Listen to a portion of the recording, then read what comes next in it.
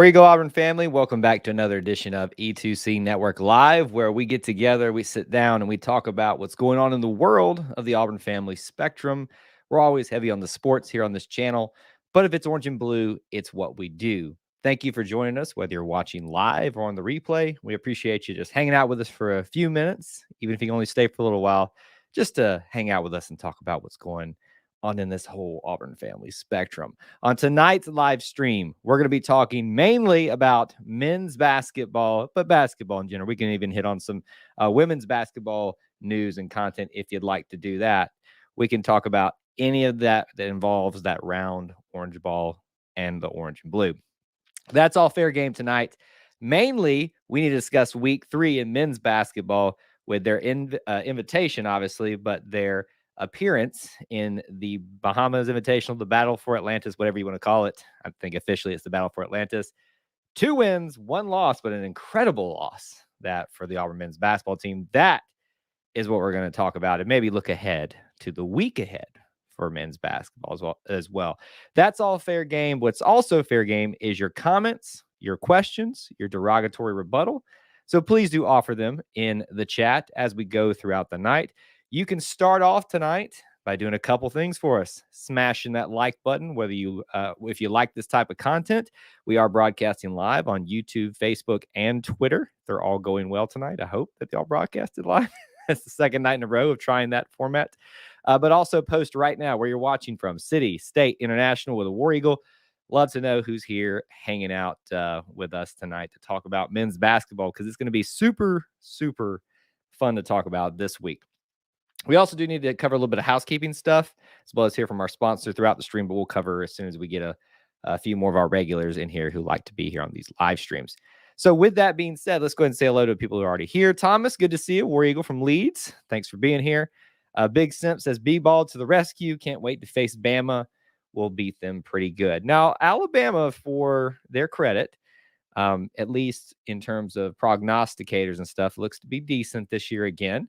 So let's not jump the gun here and assume that we're going to get the win over the Crimson Tide in basketball. But when you're boasting one Jabari Smith, who, depending on who you follow, who you listen to, is projected into the first round, obviously, of the NBA draft, but the top 5. Number 3 is some of the predictions that we're seeing right now. You know, it's hard to beat that, right? UConn found that out. It took 2 overtimes, almost 3, to beat Auburn and Jabari Smith. If we had got that rebound UConn missed, we win that tournament. Here's the thing. Baylor team looked pretty good to me. I don't know how you guys felt about it, so I don't know that we would have gotten the win over Baylor, but I do think that we would have moved on further than they would. We would have been in the championship game. I said this from the very beginning last week when we talked about the upcoming week on last week's basketball live stream, that the first game was the crucial one. Because if you could get past UConn, who was a very good team, you were going to see some great things happen for the Tigers in this week of basketball. Thomas says, I've decided that my favorite player on the team, I got to go with Katie for the season. Katie is very likable. A little bit of sad news. My man, Sean Shivers, has entered the transfer portal in football. I know that's not basketball related, but a lot of people compare Katie Johnson and Sean Shivers just because they're kind of built similarly. Sean's a little bit smaller, probably a little bit faster too. But they're both little bowling balls of fury, and they love to play the game that they're participating in. And you can teach, skills and things, but you can't teach effort and desire to be out there. And that's what Katie Johnson has. Katie Johnson is looking for every possible way to contribute to his team. And he did that in a big way in this tournament. So we'll talk through the games a little bit. Obviously, we're not going to cover every single angle of it, but I do want to make sure that we talk about them because it was very interesting. Unbeaten Lake. I was just watching Tennessee versus Presbyterian. I had to switch the channel after Justin Powell made a beautiful 3. I guess I'm still upset that we lost him. Well, I understand that. I do. He was a great player. It's a shame that we never got to see the combo of Sharif Cooper and Justin Powell together. Because he would have been more of the 2 guard position with Sharif Cooper at point guard, but they injury-wise, eligibility-wise, never meshed up. And, I think Justin made probably a little bit of a premature decision to leave, although if it works out well for him, obviously he's probably very comfortable with his place over there at Tennessee. It hurts a little bit though, doesn't it? When you're this must be what Georgia feels like with the amount of football players that we take for them. I mean, literally, Georgia football is our minor league because we just take in the ones that they can't get under control or whatever. So apparently we are now the minor league for Tennessee in basketball. I don't know, probably not. Neil says, War Eagle from a few miles away from where you are. Of course, one day we'll figure out exactly where each other is in proximity, but I know that we're probably almost within, I would assume we're within 5 miles of each other. It's probably what the number is. Number 0 is our version of McCready. He's a ball hawk. You mean McCreary or is that what you're talking about? Not McCready. Yeah, you can compare him to several different type of players, but he is quickly making me question whether or not I shouldn't give up the name Agent Zero that I had bestowed upon Horace Spencer, who was one of my all-time favorite players at Auburn, over to him, because he is, wow, what a guy that just loves to ball out and just loves to play the game of basketball, Katie Johnson.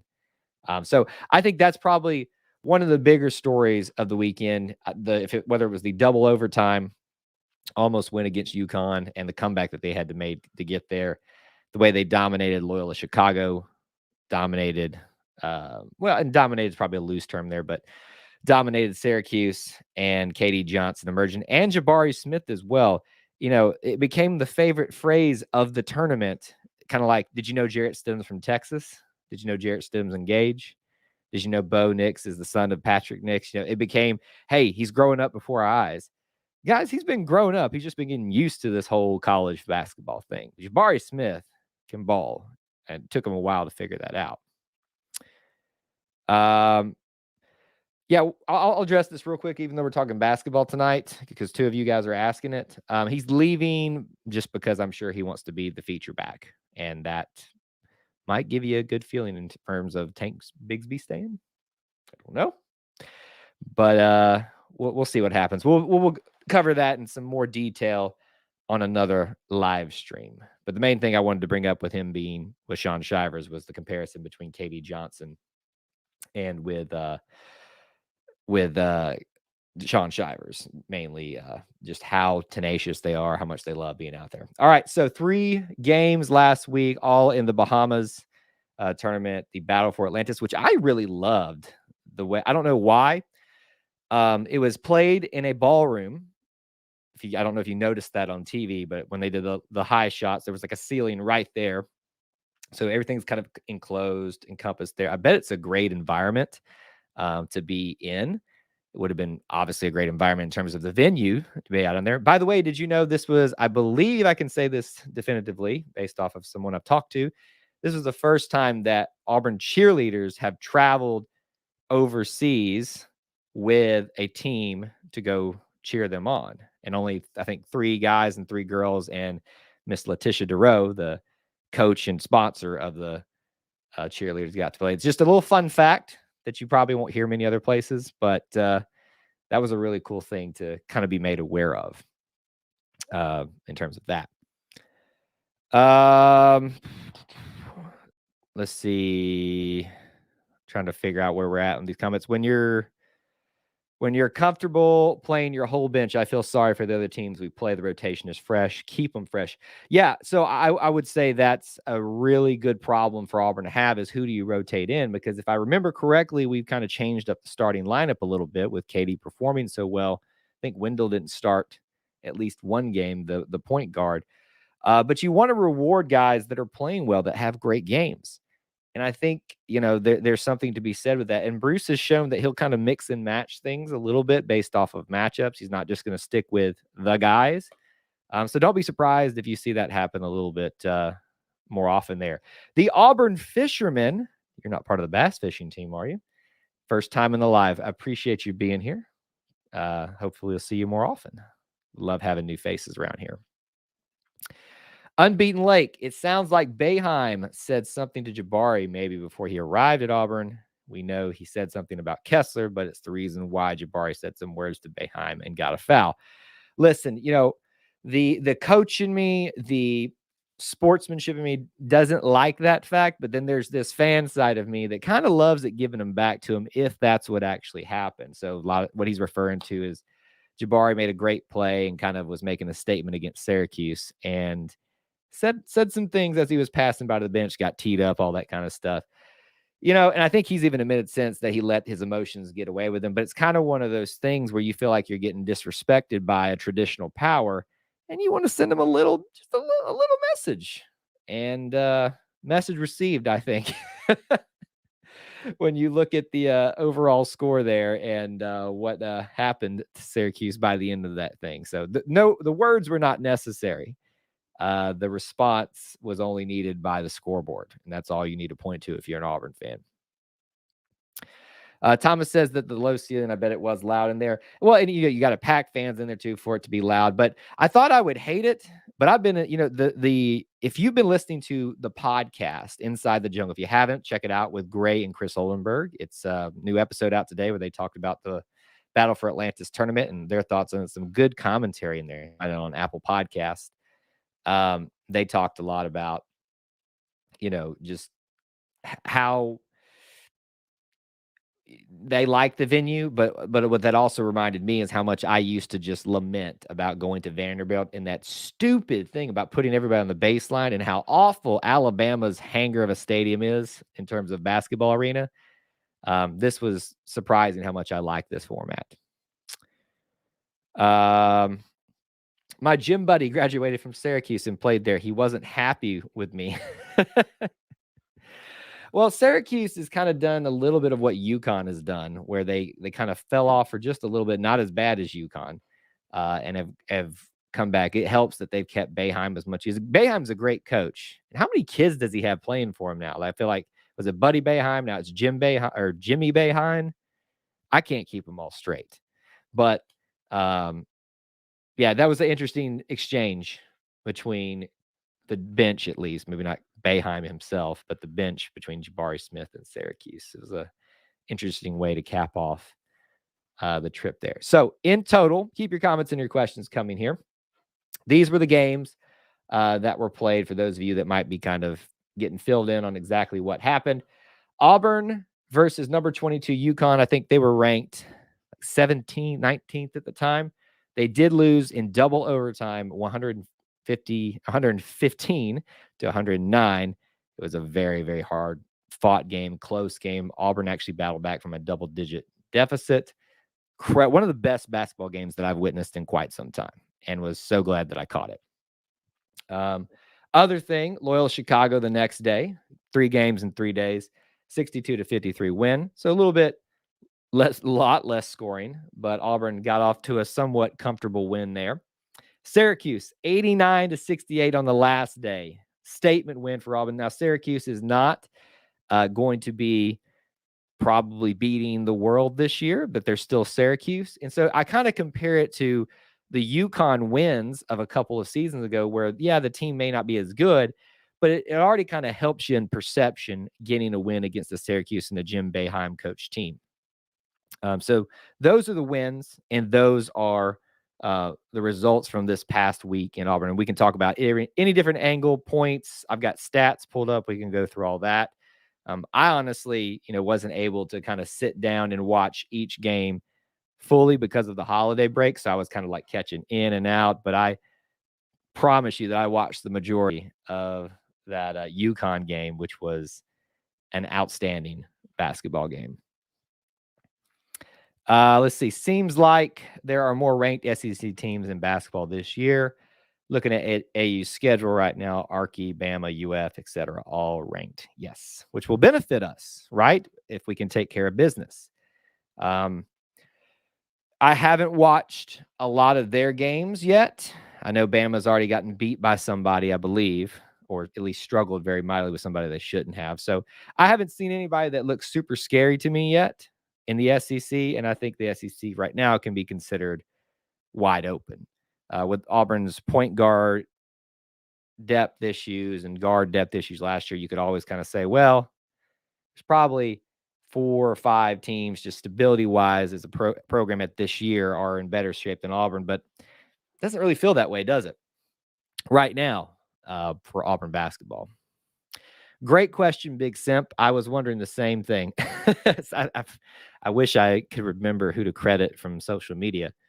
Oh, gosh, it's slipping my mind, but someone typed out a little tweet or a Facebook post or something that said, explain this to me. How does Syracuse, or excuse me, I think it was UConn go 1-2 is what they went in the tournament, maybe? I can't remember. And they move up, but Auburn goes 2-1 and falls. You know, listen, we all know that Auburn's never gotten a lot of love in rankings, and sometimes that's a good thing. So let them underestimate us, and let's see what happens. But this is a very talented Auburn basketball team, and if they continue to put it together, it's not going to matter where they rank us because we'll just handle the business when we get on the court. This is a sport where the rankings really don't matter. The RPI or I think that's changed a little bit now, is what matters. But it has very little to do with what the AP or the coaches poll says. Or the college football playoff says. Don't have to fret about that as much. Bama got beat by Rick Pitino. Well, Rick Pitino's a decent coach. It's not the worst thing in the world to say he got beat by Rick Pitino, but his team, I forget even who he's with now.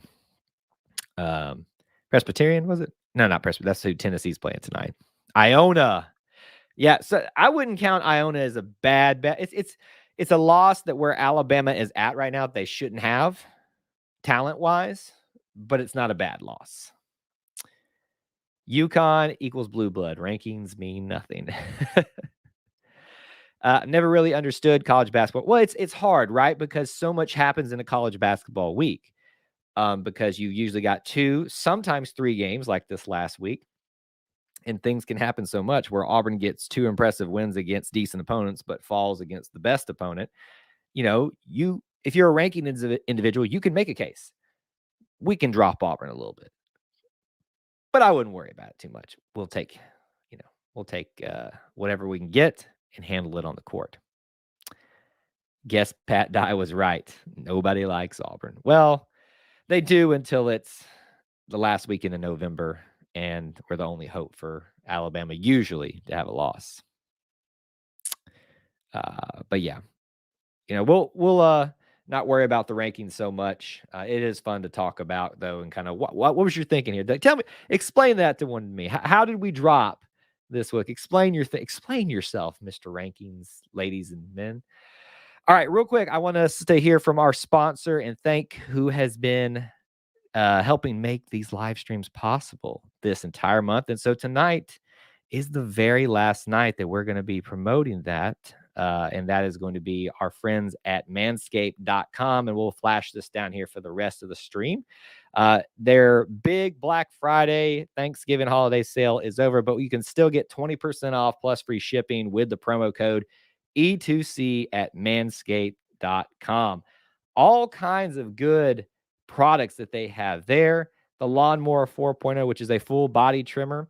The shampoo, the conditioner that I've been trying all this month and I've loved, and I'm probably going to have to get me some more now because I'm addicted to it. The travel bag. They've got all kinds of men's grooming and men's care gear there for you at one place at manscaped.com. You want to go visit there and take care of yourself or take care of the man in your life by using the code E2C for 20% off plus free shipping.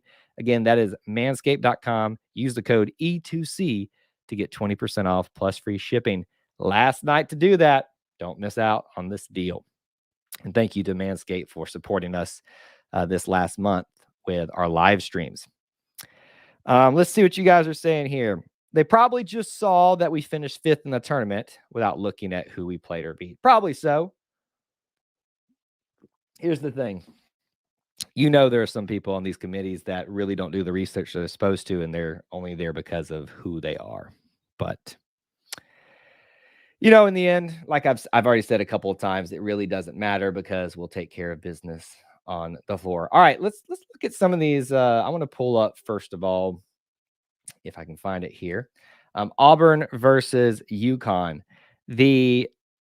I cannot stress this enough. The amazingness of this game was just it felt to me like March Madness. It's double overtime. Auburn comes back from not a humongous, but a big enough deficit to be very impressive and show what they are capable of. So if Auburn ever gets down this year, don't count them out, is basically what it says. Yes, Neil, thank you for that. War Manscaped. We can just throw war on everything, war dustbuster, all that stuff. Neil, I'm so glad that you have been here long enough to know some of these things. And most of you guys have, but it's nice to almost kind of be in the know with some of y'all. All right, let's see here. I want to look at some stats and things like that. 27 points for Katie Johnson against UConn. 22 points for Jabari Smith. Walker Kessler with 14 and Cambridge with 6. Zep Jasper with 9. So yes, Wendell Green did not start in this game. What do you guys think about that? Obviously, Zep and Katie are probably doing a dual row of point guard when Wendell's not in there. Do you think we benefited with Wendell coming off the bench, or do you think that we are better with Wendell starting the game? I mean, the results here, even though it was a loss, were still pretty good. You know, it really is one of those things. It doesn't really matter who starts. It matters how you perform when you get in the game. That's what happened with Katie Johnson.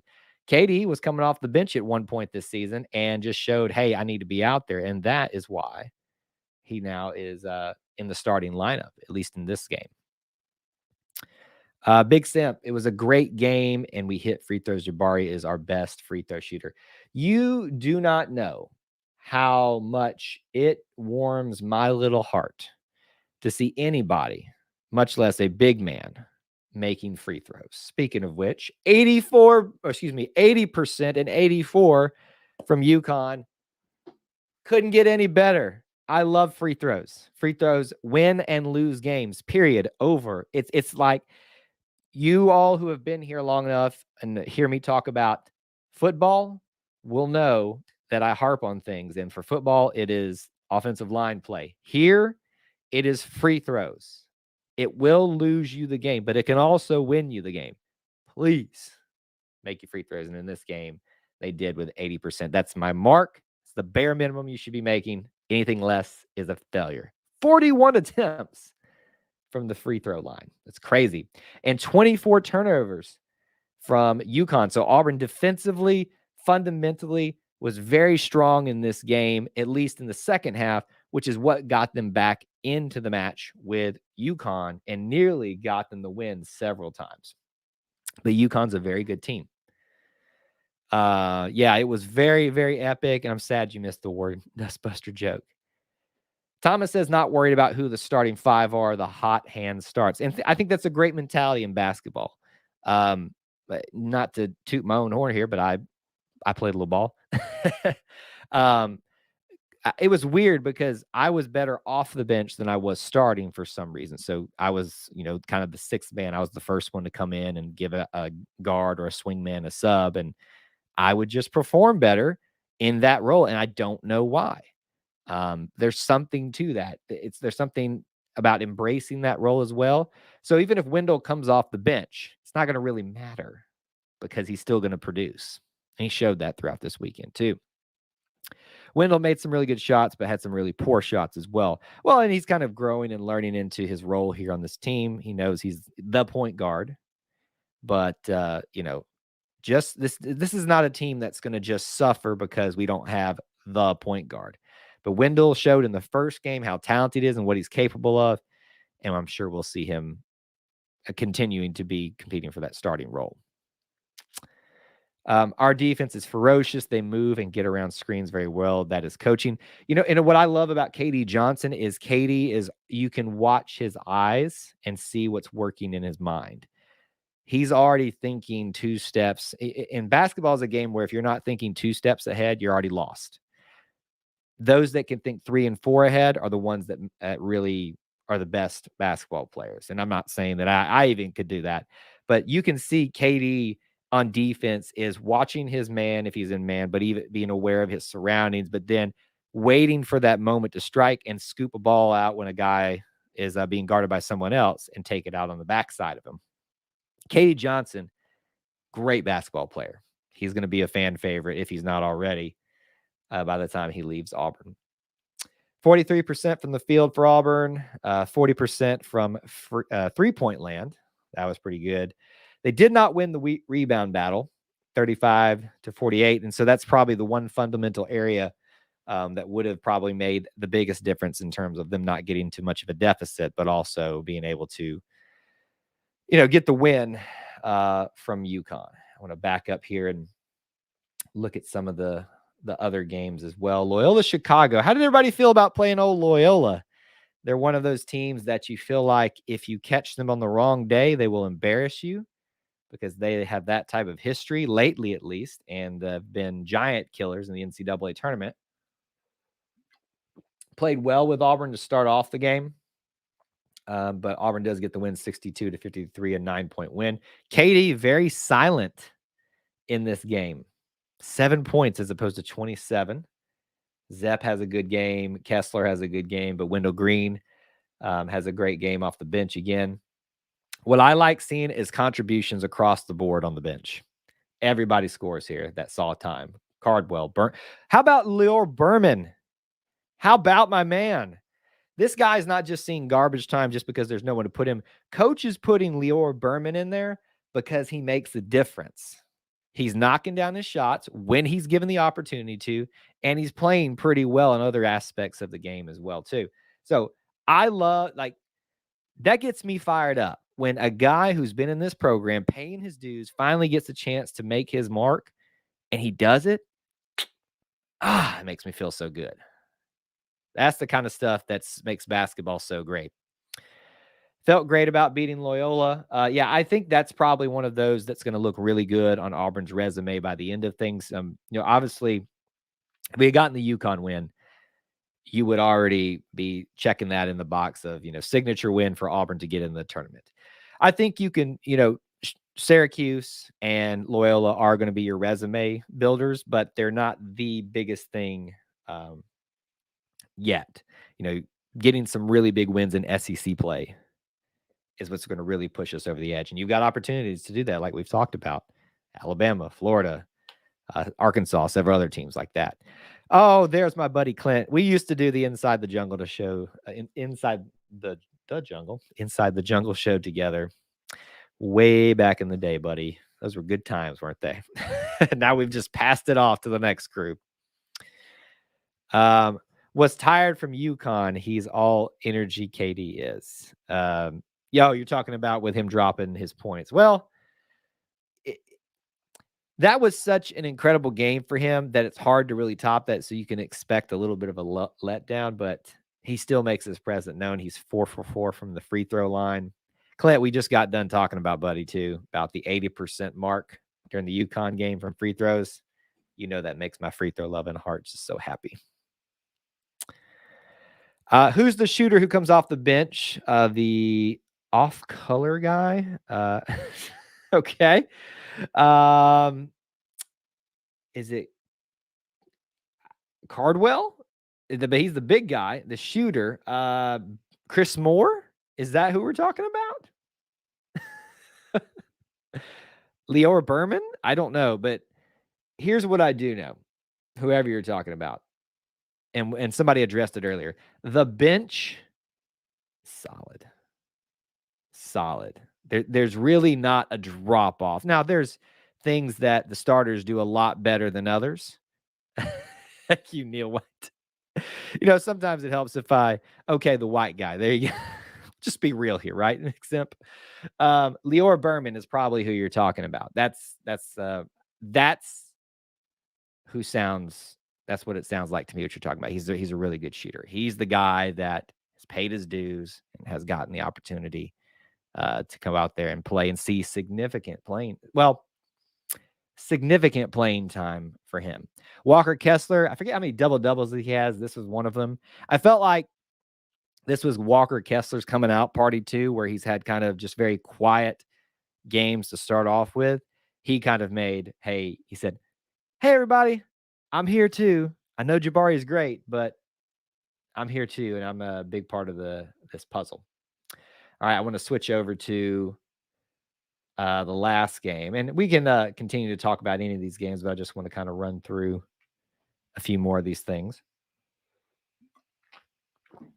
68-89, Auburn beats Syracuse, gets the win over Boeheim. We've already talked a lot about the exchange between Jabari and Boeheim, or at least the bench. Always fun times there. Dusty, good to see you, my man. One of our channel members and Booster Club members. Thought the boys played well last week. 11 guys deep, and Flanagan still on the bench. There's a lot of talk that Alan Flanagan is the best guy still on the team. And while I'm not going to take anything away from Alan Flanagan, have you seen Jabari? Alan Flanagan, though, when he becomes part of this team again after he gets back from his injury, Coach Pearl said today that he still expects mid-December to be available. I think there's the big thing that you need to think about, though. He might be available, but if you play him sparingly. I would really ease him in off an injury like that. I'm not coach, I'm not the medical staff, so my opinion means nothing. But we really need to ease him in, not just for his sake, but for the team's sake. Because think about that. You will have had 2 full months where this team has figured out how to play without him. And when you insert someone into that lineup, that changes the dynamic, that changes how things operate, sometimes for the better, but sometimes not for the better. And it's going to take a while to adjust back to that because he is going to get starting time when he comes in. He's that good. So we'll see how that plays out. Inevitably, some guys will get hurt. It's nice to know we've got depth at every spot. Yes. And one of the biggest questions was point guard, but you see, we're already have Wendell Green coming off the bench. And it doesn't matter against good teams. But I like Coach Pearl's decision-making in terms of saying, hey, Wendell, you may be the point guard, but it's better for you to come off the bench just because this shooting probably hasn't been as good as it can have been. Jabari Smith, 22 points again, a man among men. Walker Kessler with 6 points and 3 rebounds. There's that 5. It's 3. Devin Cambridge, I remember, had a monster dunk in this thing. Devin Cambridge, I think sometimes he frustrates people, but he's the type of talent that you can't keep on the bench for long because he makes a difference and he is an energy guy. He's this year, he and KD Johnson too, probably a dual role they're going to have together, is the kind of why am I blanking on his name from the champion or the Final Four team? How am I blanking on this? Somebody help me. But he's going to have the energy guy type of role. About that time. Why am I blanking on his name? Frustrates me. Flanagan used to be the best guy. He's no slouch, but like you said, Jabari is by far leaving us after this year unless we get the $50 handshakes after each game. Like Charles said, he got a lot. You don't even have to hide those anymore. Just put them through the NIL, right? Listen, NIL changes things for a lot of athletes. I don't know that it changes it for basketball players a whole lot. It might for some of the talent that still needs some time. This is Jabari's next step. We are his stepping stone to the NBA, and he has shown why in the very early season thus far. It's just going to be a matter of time. It's not a matter of if, it's a matter of when he leaves. NIL would make a difference for others, but I don't think it'll make much for him. Dusty says basketball's a rhythm game. It will take time for Flanagan to put in. See, Purifoy returning from suspension. Perfect example. I think you brought that up previously, Dusty. Purifoy, he had a great end to his career. Top talent coming out of Alabama. Saw flashes of it. Injuries, eligibility issues, chemistry issues, and then finally at the right moment when it's inserted in the right way, Purifoy made a difference for that team that nobody else could. And so Allen could have a very similar story in what probably will be his last season at Auburn too, because I think he's a junior by years, maybe, but he'll go pro. He tested the waters this year. So we'll see if he does, or just not just test, but moves off into it after this year. Here's the great thing about this game is that the bench, not just the bench, but the walk-ons even got into play in this one. Everybody scored except Leor Berman. Preston Cook scored. Leor Berman scored. Those are the things that you really want to see. Those are the things that build chemistry within the team. So all in all, week 3, if you want to call it week 3, of college basketball is a pretty good one for Auburn, despite the disappointing loss in double overtime. Get 2 solid wins against Loyola, Syracuse. They move on to what everybody's building up. If you listen to Coach Pearl and some of the beat writers that have been covering press conferences with him, you'll hear that UCF tomorrow night in Auburn Arena is going to be quite the matchup. Some people have said that UCF is better than both the wins, the Syracuse team and the Loyola Chicago team. If that's the case, bring it on. We need it for the resume. I'll have to believe it when I see it. I think it was Taco Fall who played for them. We had to play against down there in UCF, and they got us a little bit after a little bit disappointing tournament performance, and that was a very disappointing results down there in Orlando the first time we played them there. But they'll play that game, and let me see here on our schedule. UCF, and then Saturday we'll play Yale. Yale every once in a while is pretty good coming out of the Ivy League. I don't know what they look like this year, but what I do know is that Auburn has an opportunity here to continue to build on itself leading up to Nebraska and St. Louis, which comes up later in non-conference. Murray State, thankfully that one's here in Auburn. Well, not here, but in Auburn and not at Murray State. That's a tough place to play. Auburn has really no off days. At North Alabama, you may be able to say maybe an off week, but this is going to be a tough week for Auburn. Thankfully, both the games are at home against UCF tomorrow night, and then Saturday against Yale. Hopefully they can get the wins there. I do want to cover a little bit of housekeeping business from those of you that are here and that may be watching on the replay. I want to hear your opinions, but let me address some of these real quick. That's actually what I was going to talk about, Big Simp. Are you doing like football and doing grades with basketball after each game? All right, first bit of housekeeping business. You guys can share here. If you're watching the replay, I want your feedback as well, too. First of all, for tomorrow, there's a basketball game when we would normally do a Wednesday night live. Everybody gets the call-in show. Do you still want to do that? I figured no, because it's at 8 o'clock. The game starts at 8 p.m. Eastern time, so it start right when we're supposed to start. We could just put it off for a week, and then we won't run in that to too many more times in the schedule. We can cross that bridge when we come to it. So if you'd have a preference on just taking a break, or I don't know that I can do it earlier or later, but War Report goes later on the night, and I really don't want to bump up against them and their time there. So that's a question I have for you. The other thing is, would you guys like that? The reaction shows. They're a little bit tougher because a lot of those are going to be night games, especially during the weekday, and that means late. For me, I don't care. But would you guys show up? If you all will show up, then if you want it, I will be there. So just let me know if you guys want grades, if you would like a reaction show after the games. I had planned to just do this show, which is on Tuesdays, is going to now move to Monday nights now that football is over. So I was going to plan, we just do one show a week.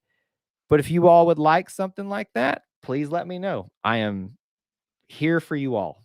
This channel only exists because of you guys. So there's your little bit of housekeeping for what I'd like to hear from you guys.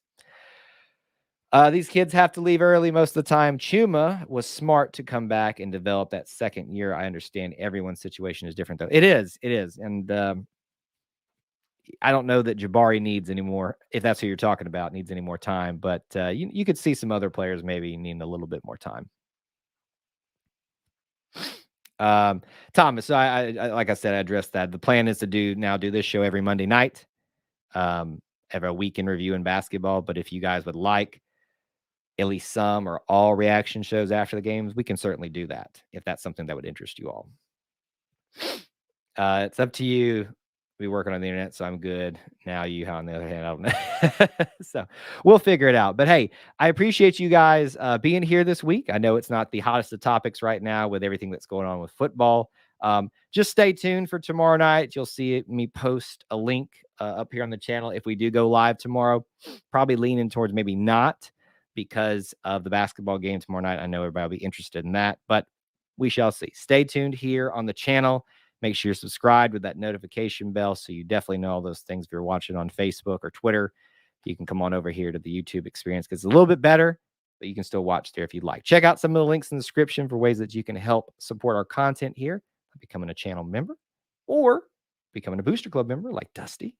Both of those things start at $1 a month, but you get a little bit of extra things and extra tiers at the Booster Club where you can get some cool little perks to go along with everything. I think doing a reaction show after the Saturday game wrapping up the week makes sense. I'm in bed after the weeknight game ends. That's kind of what I figured, Dusty. I thought so. We could potentially do that. Let me think on that one. We're having a little bit of workshopping here between me and the listeners, but it's not a bad idea. Let me think on that one, and we'll get back to you on that. I'll leave on a football note, but the LSU hire was a slam dunk. It looks like it on paper, right? Everybody thought the old Mason hire was a slam dunk hire for DC. How do we feel about that now? I think LSU made the best out of a bad situation for them. Minus Leak and Riley, maybe. But we'll talk about that more on a different live stream. Again, thank you guys for being here. Smash that like button on the way out. Let's get those 2 wins this week. And we'll talk to you again very soon. Till then,